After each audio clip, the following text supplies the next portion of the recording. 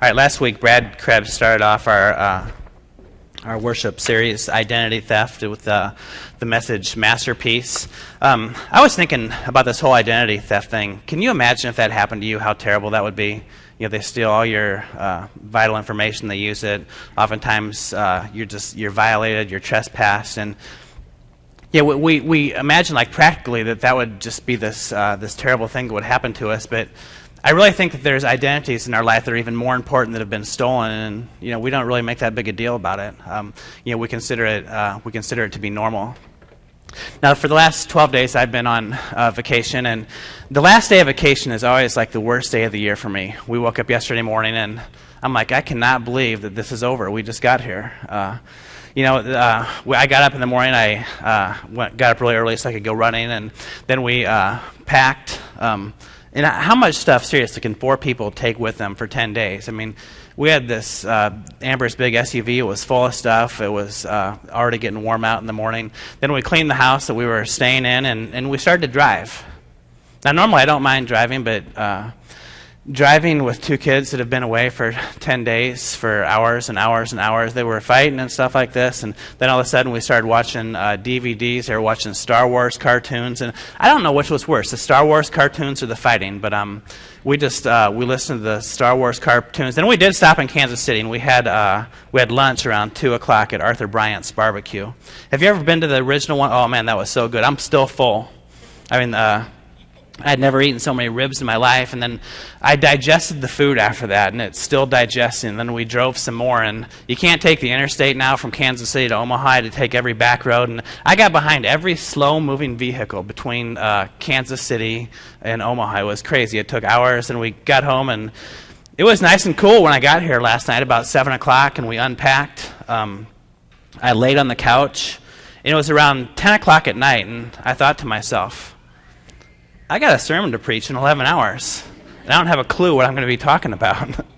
Seriously, I went to the website, and it said, Overcomer, and I said, okay, that's appropriate. Let's see if I can, do something in the next 11 hours that usually takes me 10 hours to do, and it needs some sleep in between then and now. It gets worse. So I didn't want to wake Amber up. I knew I was going to have to stay up late and get up early. So I went downstairs. I was working down in the basement. It was the coolest room in the house. I appreciated that. And I heard something outside. This is about midnight. I heard something outside. I go outside. I check it out. It was some birds that built this nest underneath our deck. So I go back inside, and I didn't realize this, but we had someone stay with us and dog sit our dog when we were gone. She was an intern of mine a few years ago. And I forgot that I had put this big piece of wood between the door and the frame. So when I opened it, it was fine, but then when I shut it, I couldn't get back in the house. So now I'm locked out of the house. It's midnight. I still have 9 hours to do something that now takes me 10 hours to do. I have my pajamas on, which in the summertime generously is boxer shorts and a T-shirt. I can't get into the house. I walk around the front. In pure humiliation, I ring the doorbell. Amber comes down. She's like, what in the world are you doing? And inside I was crying. I mean, outside I was trying to hold up, but Now, some of you have been there before. Not outside in your boxer shorts, locked out of the house, with a major thing to do in 9 hours. It takes you 10 hours to do. But we've all been in a similar position before. Sometimes life is just a little bit too much. Sometimes we look at our schedule, and our schedule is too challenging. Maybe the issue that we deal with is we carry too much weight, or maybe the issue is that we can't stop smoking, or we drink too much. Maybe we're kind of sad or kind of depressed. Maybe someone hurt one of us, and we're having a really, really tough time getting over that hurt. Now, if you're dealing with something that is too much in life, whether it's a pebble in your shoe that's kind of gradually wearing you out, or whether it's this great big mountain in front of you that you don't even begin to know how to climb this thing. For all of us in life that are going through some troubles, I got really, really good news for you. Through Christ, we are an overcomer. Now, last week, Brad looked at the word masterpiece. And that was one of the identities that has been stolen from us. Now, I believe another identity that has been stolen from us is the word overcomer. With Christ, and I want you to hear this, just this simple phrase. If you hear nothing else, hear this. With Christ, you are an overcomer.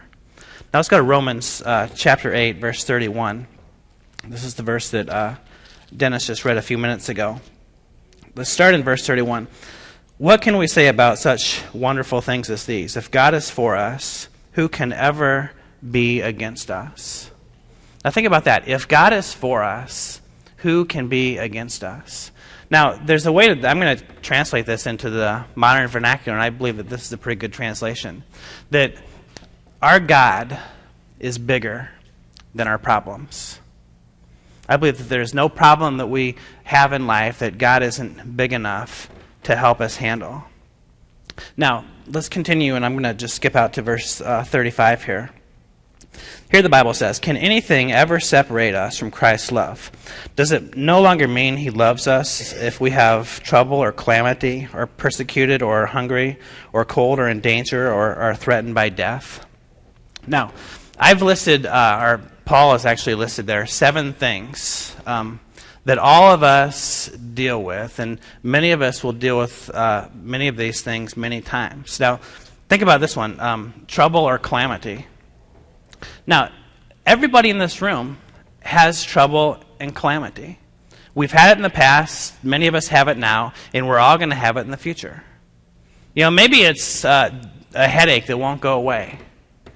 You know, maybe it's a marriage or some kind of relationship that is just totally dysfunctional. Maybe this relationship is causing our headaches. We have trouble in life. We have calamity in life. Maybe we have a job that is just is too much stress, and we get home at the end of the day and we're tired. And we're sick and tired of being tired at the end of the day. We have trouble and we have calamity. Or Paul says that you're persecuted. Now, you know, we think about the word persecuted, and think about this. You know, there's a girl that goes to middle school, and she takes her Bible to school because it's such an important book to her, and her friends make fun of her. Or there's a woman that's in college, and she's saving her virginity for her future husband who she doesn't know yet, and peer pressure is persecuting her. Or maybe there's a business person that gave up a bunch of profit, or he gave up a promotion, or he gave up some esteem because his values are more important than the bottom line. Yeah, persecution happens every day. The next one is hungry or destitute. Now, most of us, you know, we don't deal with hunger pains.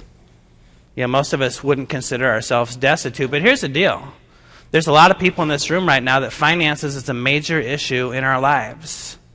You know, there's oftentimes way too much month and not enough money. You know, we've got a lot of debt, and we're not exactly sure how we're going to get out of this. We've dug ourselves into a hole, and this is something that gives us trouble. Danger or threatened by death. Now, you know, we're Christians. We live in a free country. We talked about that, 2 weeks ago on the 3rd of July. Now, you know, in some parts of the world, this is going to be a whole lot different text than it is for us. You know, if you go to Malaysia or Indonesia or, you know, certain parts of Asia or Africa, you know, you learn what it means to be persecuted. And the last part applies to all of us, or threatened by death. Every day, every single one of us is threatened by death, whether we realize that this threat exists or not. And for some of us, the threat is a whole lot more real than for the rest of us, but it's a threat that all of us are going to have to face at one point in our life or not. So, who or what can separate us from God?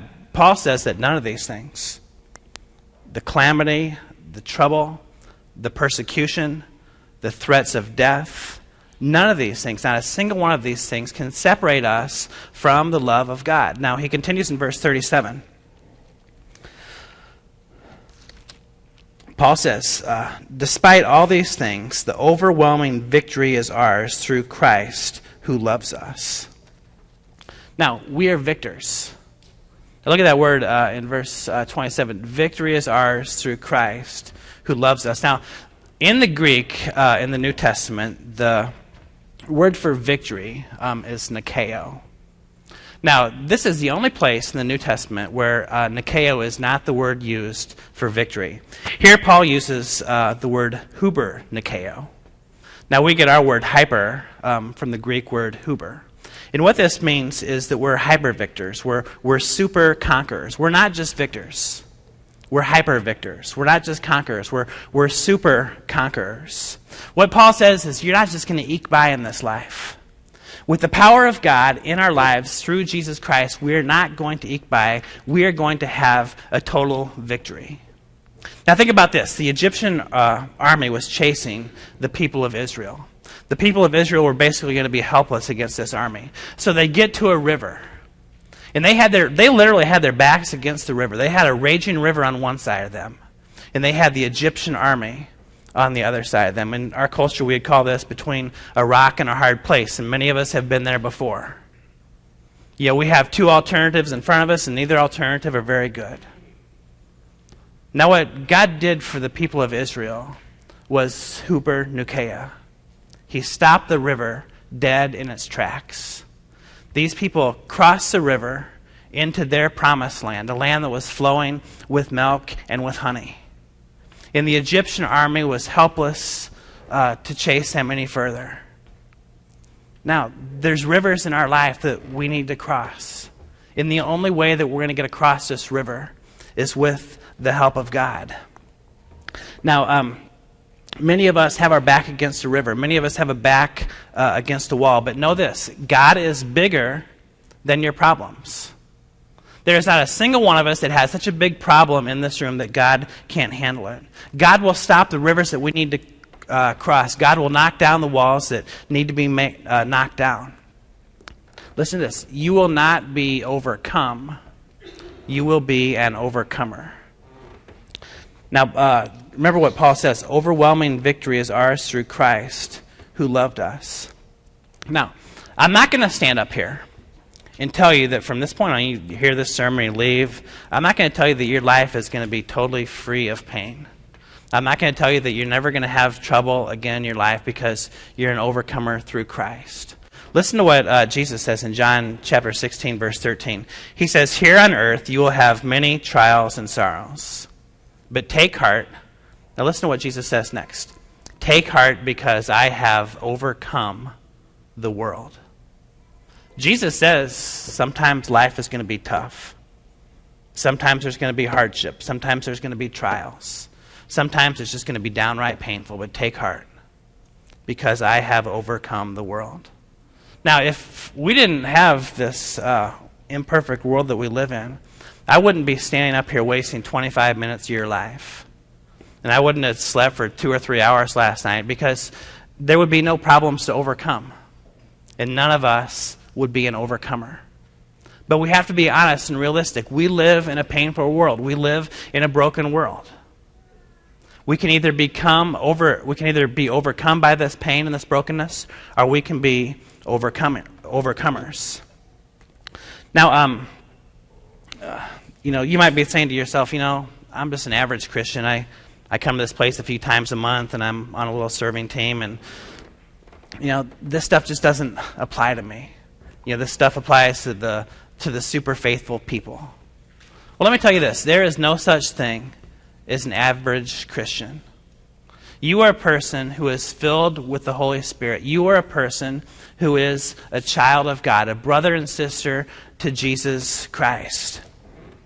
God is not going to allow us to be overcome. God is bigger than our problems. Let me tell you about a boy named David. This boy was a shepherd. David grew up as a shepherd. He watched sheep. That was kind of his job. He had his little flock. And David saw that King Saul's army was facing the mighty Philistine army. And there's this one Philistine in particular that caught David's eye, and his name was Goliath. Every single person in King Saul's army was afraid to fight Goliath. So this boy David went up to the king, and he says, "No one else will fight him, I will." And the king, he laughed, and he said, "You're a cute kid. Go back and watch your flock." Then listen to what David said. He says, "I'm not going to go back and watch my flock because I've been doing that for long enough. And every time a lion came and approached my flock, God delivered me from the lion. Every time that a bear came and approached my flock, God delivered me from the bear. God is not going to let this person slow me, and he's not going to let this person slow you down. You know, you guys see this great big guy that can't be defeated. I see this great big guy that can't be missed. And David says, give me a rock and get out of the way. And David, with a single stone, took this mighty Philistine giant down to the ground. Now, I believe that our identity has been stolen. I believe that there's a David in every single one of us. And I believe that we all face our giants. I believe that we all face our Goliath. Now, the world has given us a new identity. The world has said that we're average. The world has said that we're defeated. The world has said that we're not good enough. The world has said that we're broken. The world has said that we're losing. But that's not God's identity for us. Our identity has been stolen because God says that we're an overcomer. God says that we are a victor. God says that we are a conqueror. The world says, here's the deal. The world tells us this. The world says, your problems are so big you just need to quit. You know, fight a new fight. Find something else to do. God says something totally different. God says, my problems my strength is a lot bigger than any of your problems, so continue. The world says quit. God says continue. Now, I have Goliaths in my life, and you have Goliaths in your life as well. And I am not going to let a single one of these Goliaths stop me from living the life that God wants me to live. And you are not going to let your Goliaths stop you from living the life that God wants you to live. You know, all we got to do is say, get me a stone and get out of the way. It's time to reclaim our identity. We're overcomers. Now, a change needs to happen in our life for this to occur. And here's the change that needs to happen. I believe that we often lose the battle in our minds before we even begin to fight the battle in the fields. I believe that we tell ourselves no long before we even begin to fight. Now, faith-filled attitudes lead to faith-filled actions. Beliefs lead to behavior. Think about that. Belief leads to behavior. A faith-filled attitude leads to a faith-filled life. We're not going to say, well, I think I'm not going to apply for that job because I probably won't get it. Well, I can guarantee you something. If you don't apply for that job, you're not going to get it. I think I might ask that person out. Maybe I won't because they'll probably say no. I can guarantee you they're going to say no if you don't. They're going to say no if you don't ask, and it's not going to happen. I've always wanted to go back to school. But, it's so much money, and I'm probably not going to do that good. And even if I do well, there's probably not a job for me anyway, so I'm not going to bother. Now, we have already defeated ourselves in our mind. We haven't even given God a chance to show that He is bigger than any problems that we could face in the future. Now, some of you might be thinking, this works for you, Pastor Boy, but you don't have regular problems. You got one of those jobs in the church, and this life stuff just doesn't apply to you. You're right, I don't have any problems. I drive to the stoplight, and it's the weirdest thing. The red light turns green, I just flow right through. I got night vision. I want to tell you something about my two kids. They are absolutely perfect. You wouldn't believe how perfect these kids are. Pastors are exempt from having imperfect kids. And I got this ATM card in my wallet. It's the weirdest thing. I just put it in this machine, and more money comes out than I know what to do with. We all got problems. We all got Goliaths. We all got walls. We all got rivers that we need to cross. Back in 1999, I was in my last year of seminary at Emory University in Atlanta. And I felt called to start a new church. And in 2000, the annual conference that I was going to go to said that I wasn't ready. Now, in 2003, they said that I still wasn't ready. In 2004, they finally just told me, says, Craig, you're not good enough. We don't believe that you can do this. Now, I actually believed them. I believed what somebody else told me about myself. I believed I wasn't ready. I believed that I wasn't good enough. It was a dream I was about ready to give up on. And then one day I met Doug Delp, who was the senior pastor at Faith Westwood at the time.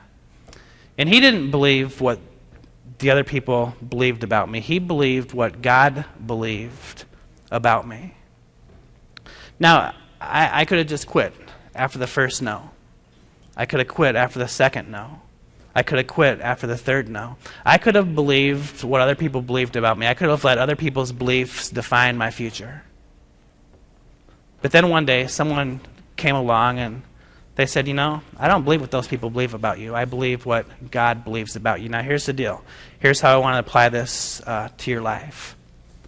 You've been told no before. You've been said you're not ready. You've been told that you're not good enough. Somebody has hurt you. You've failed. Now, do we want to let these things define our future? Or do you want to hear this powerful word that doesn't come from me, it comes from God? I believe what God believes about you, and that is that you are an overcomer. I believe that there is dreams in your life that are still unfulfilled that God is going to help you accomplish. Now, I want to go to Psalm chapter 18, verse 29. And here the Bible says, "In your strength, my God, I can scale any wall." Do you believe that? Do you believe that in God's strength that we can scale any wall? I'm here to tell you that if God has given you a dream, don't believe that you're not good enough. Don't believe that you're not ready. Don't believe that you need to reconsider a darn thing. The only thing you need to figure out is how you're going to start climbing these walls. And if you can't go around this wall, then you'll have to figure out a way to go over it. And if you can't figure out a way to go over it, then you'll have to figure a way to go underneath it. And if you can't go underneath it, then you're going to have to figure out how to go right through the darn thing. Because God is going to help us. God is never going to take us where God's grace will not sustain us. You are an overcomer. You're a victor. You're a child of God who is a whole God, and God's a whole lot bigger than any problems that you may have. You might think, there's unforgiveness in my life that I just can't get rid of. You can overcome this. God can help you overcome this. Whether it's the weight problem or the addiction or the betrayal or the dead-end job or a moral mistake, maybe it's an unfulfilled dream. One step at a time, day by day, you can do this. There's a river that you can cross. There's a wall that you can climb. There's a giant that can be defeated. Now, there's just one more thing I want you to think about as we're talking about overcoming. And if you look at all these biblical examples that I've given, and the human ones as well, none of these were, the psalmist wasn't teleported through the wall. The giant didn't drop dead the minute that David said that he was going to fight. They still had to cross the river even though it was stopped. God is going to do God's part, but we have to do our part as well. Now on Friday, there's going to be a mountain that's going to be the most famous mountain in the world just for one day. It's a mountain in France, and it's called the Alpe d'Huez. Now right now, there's about 170 men who are riding what's called the Tour de France. They just finished up their second of 3 weeks. Now the Alpe d'Huez is the last mountain stage, and it's in the Alps that are in between France and Switzerland. The Alpe d'Huez is the toughest of all the climbs in the Tour de France. It doesn't happen every year. It usually happens every 2 or 3 years. The last time that the riders climbed the Alpe d'Huez was in 2008. Now on Friday morning, there's going to be 500,000 people that are on this mountain watching these 150 riders climb this 12.4 miles. In these 12.4 miles, they will have an average grade of about 10%. They are going to climb well over 1,500 feet in those 12.4 miles. This is one of the toughest things that anybody could imagine doing in sports. Now, not only are they going to do this, they'll have climbed mountains previously in the day, and for the past 3 weeks, they'll have averaged over 120 miles of racing per day. This is truly a phenomenal feat that these men are going to do. Now, the thing about the Alpe d'Huez that makes it climbable is there's 22 switchbacks. They don't climb straight up the hill. They climb this way for a little bit, then they turn 180 degrees, and then they climb this way. And they turn 90 degrees, and they climb that way. And and they turn 180 degrees, and they climb this way some more. Now, what the writers of the Alpe d'Huez will tell you is that the only reason that this mountain can be climbed is because of the switchbacks. They take it one switchback at a time, and they count to 1, and they're on the second one, and the third one, and the fourth one. Pretty soon near the top, where the elevation climb becomes almost improbable, they only know that they got a few more switchbacks to go. Now, here's the point. You're not going to leave church this morning with all your problems overcome. You're going to leave with a God who is going to help you overcome the problems and the troubles and the calamities and the threats of death and everything that we're going to face in life. We're going to do this one step at a time. For some of us, it may be 3 or 4 steps, and we're an overcomer. For some of us, it may take all 22 steps when we finally made it. But life is going to keep throwing at us more problems, and God is going to keep throwing at us His grace. So do you believe it? Do you believe that with God's help you're an overcomer? I believe that you are. I don't believe what the world believes about you, and I don't believe what the world believes about me. I believe what God believes about us, and that is through His power we are overcomers.